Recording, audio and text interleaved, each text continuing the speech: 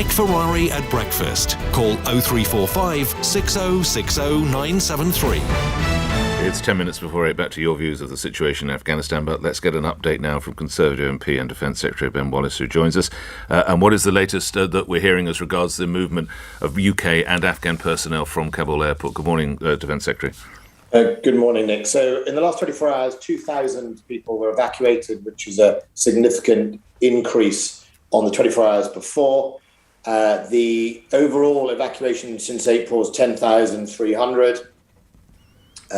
We've got out since August the 14th, 8,600, and we will continue to hopefully maintain that flow of 2,000 a day until we have to make the difficult decision of ending the process. That is, as I've said throughout, means that not everyone is going to get through. We are ruthlessly prioritising the people that will be most under threat, the people on the schemes such as the ARAP, that's the Afghan relocation scheme for people like our interpreters, etc., and the people that have helped us and our military, and indeed the British passport holders. So we have that's where we're at. The RAF, amazing job, Nick. They've flown in 30 tons a day of water to feed people. We have been feeding as many people as we can, both in the crowds. There is a humanitarian crisis not only outside the gates, but to some extent with inside the gates. There were huge numbers of people who came in earlier, and as you've seen on the telly, the men and women of our armed forces have a really tough day, not just in security, but emotionally. What do you take from the Taliban when they say there could be consequences if UK and US forces don't leave in Afghanistan and you don't hit the deadline? Oh, I think two things. I think one of all they are referring as much themselves as they are to ISIS. ISIS will be absolutely determined to make a statement, to get under the skin of the Taliban and demonstrate that they are the true jihadists. I think we've heard some public comments from ISIS to that extent. And I think that's why we reflect that the security situation will get worse the closer to the end of whatever the deadline finalises itself to be. But secondly, I think with the Taliban themselves, they have a range of tools, and I would take it right up to tools, including military action. They have the ability to stop the checkpoints, to stop flows to airports. They have the ability to effectively prevent people getting out. And then they obviously have the military means to, at the very least, disrupt the airport. You know, if you start mortaring an airport, for example, the runway closes, and then you all end up going nowhere. So I absolutely don't take that as a clever play on words, using the word consequences. I think this is the Taliban we're talking about. And I think what they're trying to say is, you agreed on a 31st deadline originally. I think the August 31st was a selected deadline originally by the United States. And I think they expect us to stick to it. Now, they may change their mind. And we'll see what the G7 does today. Why is it the G7 and not NATO? I think because the NATO deal, the Doha deal was in fact done by Donald Trump, but it is NATO that has left. It's the NATO forces. And I think, therefore, the consideration is broadening out the G7 to include countries such as Japan and other nations to say, look, this is now a humanitarian crisis, not a military operation. And remember, NATO was not there in the sense of on a humanitarian mission. They were there originally in response to Osama bin Laden and Al-Qaeda, and they were there to provide and support security to allow development to progress. The G7 will be all about humanitarian and saying, we need space to sort this problem. And I think the next step is also along the way was the UN and what it could do more of. What would you like to see from the United Nations, Secretary of State? I think I'd like to see the United Nations bring to bear their collective might. Remember, the P5 include countries that are definitely not part of NATO, the China, the Russians, to say Afghanistan matters, international development matters, and respect of human rights matters. The UNHCR is always talking about human rights. They're always understandably doing reports around the world. Well, maybe let's lean into that, United Nations, and take over where NATO has left. No one is trying to occupy Afghanistan. What everyone is trying to do is help Afghanistan. And I think what we have seen for 20 years is a struggle of one of the most poorest countries on earth. It has improved, and it has chosen at the moment to take a backward step. Well, it hasn't, but the Taliban have taken the upper hand. And I think it would be appropriate that the Taliban work with the UN and make sure the UN can deliver its aid and help people. You mentioned how you're working, or the British forces, US forces are working with the Taliban to allow people to pass these checkpoints. If that were to be stopped, could you see helicopters being deployed to evacuation sites beyond those checkpoints, Secretary of State? Well, I don't want to speculate on lots of different methods. There are lots of methods you could use if you needed to. There's also the big dividing line of the deadline. I mean, if it's before the deadline, how much would you put at risk people in order to do that? After the deadline, if the deadline was imposed by the Taliban, and that includes military means, you have to obviously do something different. Aircraft are always vulnerable. Helicopters are vulnerable to small arms fire, so you have to think about that. But fundamentally, I think that's why our main effort is through the route the Taliban have given at the moment to the 31st of August. That's why time matters. People through those gates matter more than anything. And then seeking assurances that whoever is left behind, and there will be people who won't be brought out, that we do everything we can through the international community to remind the Taliban of their obligations towards those people from a human rights point of view. You were widely quoted yesterday, Secretary of State, as saying you feared it was hours, not days. You're not particularly confident of a deadline extension, then?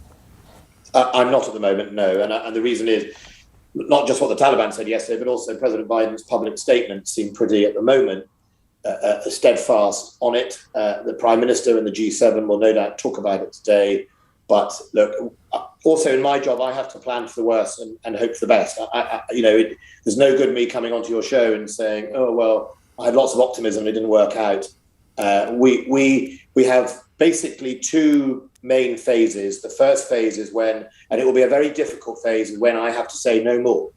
And that's going to be hard. And then the next phase will be getting out the people, the military, the 1,000 personnel. And those are the two tough phases, and they will come. And whether they come on the 31st of August, before then or after it, that is the call we have to make. That's going to be one of the toughest calls of your professional life, isn't it? Saying no more. Yeah, it's a collective call.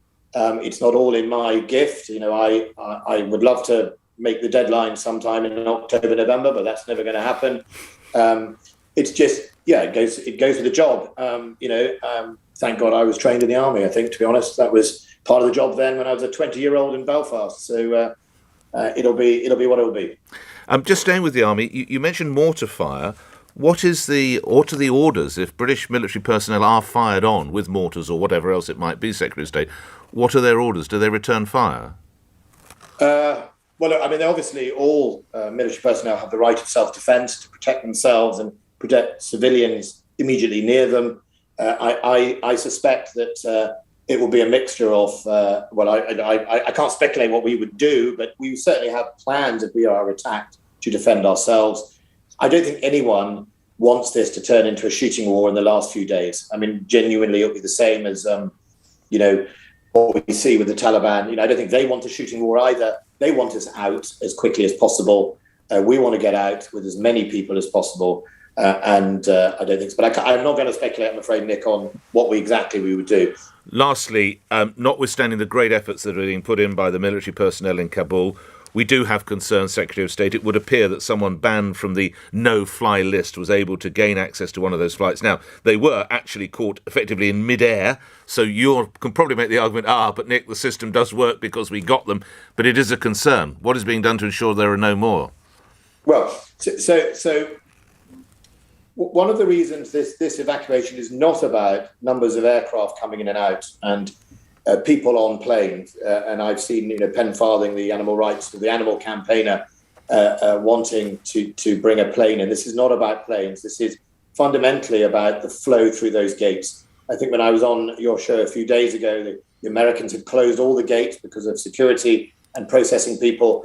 And if you can't get through the gates, you can't get on planes. It's really as simple as that. So one of the things they do when they arrive, or during the process as they travel to the airport, they are screened. We check who they are against databases, and they get through the process. It's why we just don't open the gates. And if we were to open the gates, I would fear there would be many more people Indeed. on lists like that. I think what I'd say from this, and I don't know about his actual specific case, but as a former security minister who was an oversight of things like watch lists, what I can tell you is it's not as straightforward as fly, no fly. Some of them are basically just checks before they fly. You know, we generically call it a no-fly list, but it may be that the individual was, you know, it may be check who he's flying with before he flies. It may be, you know, search the bags before they fly. It's not always a purely they're not allowed to fly. And the second thing is, and the good news is, it was picked up, you know, amongst all the chaos. And he didn't come in, I think it's a he, I don't actually know the specifics, as I said, of the case, but didn't come in a conventional route either. You know, came in on a military plane via UAE onto a charter plane, and still it picked him up. So I think that's something to give some comfort. Right. But on further examination, it wasn't as serious, I think, as it was. But I'm alert to it as much as anyone else. And that's the difficult balance, which is how much risk do we take, Nick, on that versus how many people do we let in the gates to get as many through as possible. You mentioned Penn Farthing. You might have seen this tweet. Secretary of State quotes, "I've been left to fend for myself in Kabul, cut off from my MOD support line by the Special Advisor to Ben Wallace, 22-year Marine left behind lines. Neither my staff or animals now get out. Cheers, Boris Johnson." Secretary of State? Well, first of all, that's bollocks, Nick. I've been watching, listening to that. Penn was offered and contacted on Friday to be brought forward to fly. His wife left, I think, on Friday. We have said that he will be eligible. He is as a British passport holder, and I strongly advise him to come to the airport and to take advantage of the route out. His personnel, his 68 people, will be eligible to come out. But this is not about what I'm being told about a lot of, which is simply the issue of a plane coming in. This is about the flow at those gates that I've talked to you about. And, you know, my advisors don't stop anyone. They don't make those decisions. The airport is run by the United States. This is not about a plane you charter coming in. This is about whether when he turns up, and, he was called forward last week, when he turns up, will he get processed in time and on a plane? Will his people get processed on a plane? And, you know, I simply have to prioritize people over animals as well. I have some really desperate people in that queue who are really under threat of life and death. And if we don't get them out, their future is very, very bleak. I simply have to prioritize those people over pets. Very important. Doesn't mean to say we don't care about animals or our animal-loving nation. Do I think that some of those people will be as under greater threat as some others? I think there are people under really acute threat, and I have to get them through. Ben Wallace, Defence Secretary, thank you for your time appearing here on LBC. 3 minutes after 8. Apologise for the slightly military language there. Let's give you the latest news. Simon Conway. On your radio, on Global Player, and Play LBC. Leading Britain's conversation. This is LBC. From Global's newsroom at 8 o'clock, the Defence Secretary says it's unlikely